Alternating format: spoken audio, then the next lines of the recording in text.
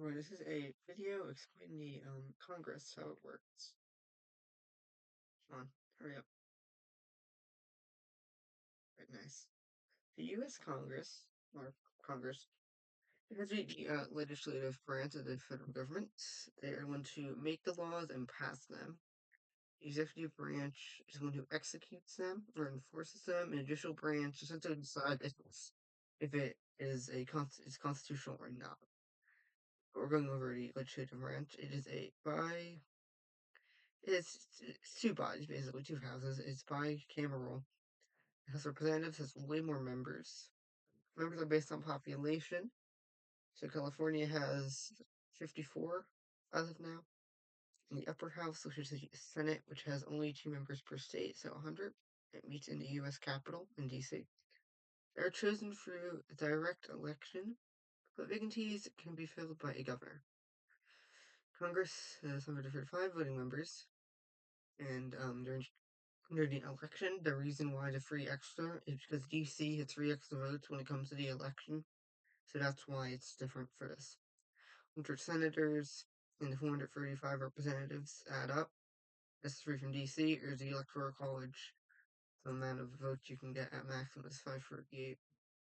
The U.S. Vice President is the President of the Senate, and they have a vote only when there's a tie. I'll give you an example. The Senate essentially was deciding a vote on tipping taxes, and since Kamala Harris is the current vice president, she could vote either for or against. She voted for taxing tips. So due to that, the Senate passed it by one vote, as you can see. And House of Representatives has 6 non-voting members. They represent the various territories, which are. Well, I don't think anyone knows the full territory names. I know U.S. Virgin Islands, Puerto Rico, Guam. I think there's 2 more. I think Bermuda's one, and there's one more I forgot. But yeah, Congress convenes for a 2-year term commencing every other January, and elections are held every even-numbered year on Election Day. Members of the House are elected for 2-year terms, and the Reapportionment Act of 1929 established that there would be 435 representatives in the Uniform Congressional Redistricting Act. They are elected from districts. It's required that they are essentially modified among states by population every 10 years by the census. And as long as each state has at least one representative, something like Vermont and Wyoming, they only have one representative because they have one district, but they have 2 senators, so that's why they get 3 votes. Whereas California, they have 52 representatives, so 52 districts, 2 senators. As you can see, each senator is elected at large in their state for a 6-year term, and they are staggered. So every 2 years, 1/3 is up for election. Each state, regardless of the population or size, so like Texas has 2 senators, and Rhode Island has 2 senators, or California and Wyoming both have 2 senators. So there are 100 senators for all 50 states. Remember that Congress has to be 25 years old for House and 30 years old for Senate. Be a citizen for 7 years in the House and 9 years. 7 for the House and 9 for the Senate. And I have to be in the state, not the district. Then both chambers may stand for re-election in a limited amount of time, meaning a representative could literally be in power for 30 years. So a senator, whereas the president could only be in power for a maximum of 8 years. Congress was created by the U.S. Constitution and first met in 1789, placing the Congress of the Confederation as the legislative form. And generally, they're affiliated with either Democrats or Republicans, and occasionally a third party or no party. In the case of independents, a lack of affiliation does not mean they're able to caucus with representative parties. Members can switch parties. As you can see, they essentially are the ones who pass and vote. The House is the one who initiates these impeachment cases, and the Senate decides them. 2/3 vote of the Senate is required before an impeached person can be removed. And the Senate will ratify treaties and approve personal appointments of the it's mostly for the I think it's for the cabinet, like for the cabinet members, and it's also for the Supreme Court justices, and the House gets to initiate tax bills.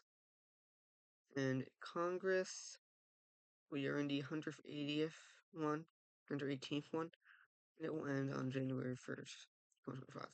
Since he adopted the 20th Amendment, Congress starts and ends on the third day of January every odd numbered year. Members of the Senate are senators. The House of Representative members are referred to as representatives, congressmen, or congresswomen.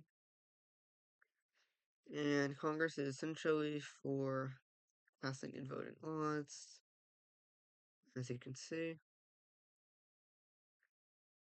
The incumbents usually seek re-election. Incumbents are people who won and are trying to get re-elected. Historical likelihood usually is over 90%. The Congress is used for purposes local representatives to the federal government, the congressional district are representatives, and state at-large representatives to federal government by senators. Congress is responsible for the governing of the capital or District of Columbia, which is the seat of the federal government. And the historical records of Congress are maintained by the Center of Legislative Archives, which is part of the National Archives and Record Administration. And every member of the 13 colonies, aside from Rhode Island, from what I remember. Wait, hold on. Wait, was it Georgia? Hold on, I'm gonna double check. Was there Georgia or Rhode Island? Let me see. Is it Georgia?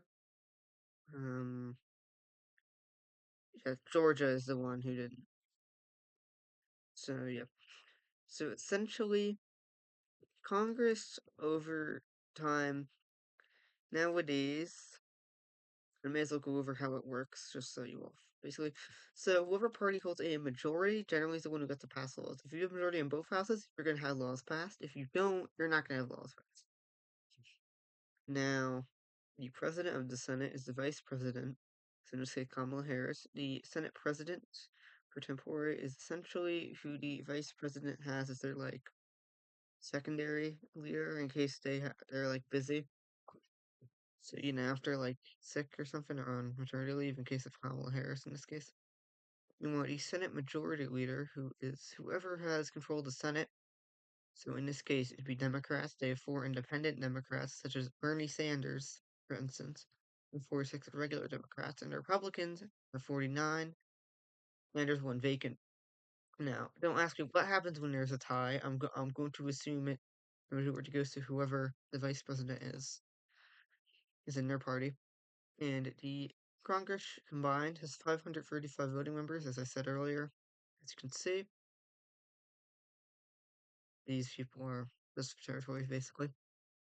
The Speaker of the House is the leader of the House, so essentially the presiding officer.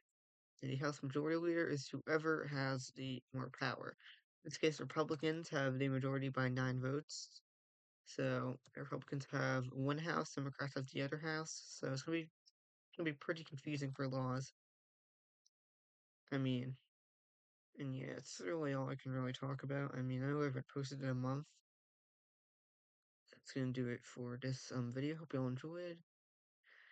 If just comment like, I'm probably not gonna post too much on this channel since I really forgot I had this channel because I run 2 other YouTube channels. So yeah, but anyway, this is today's video. Hope you all enjoyed.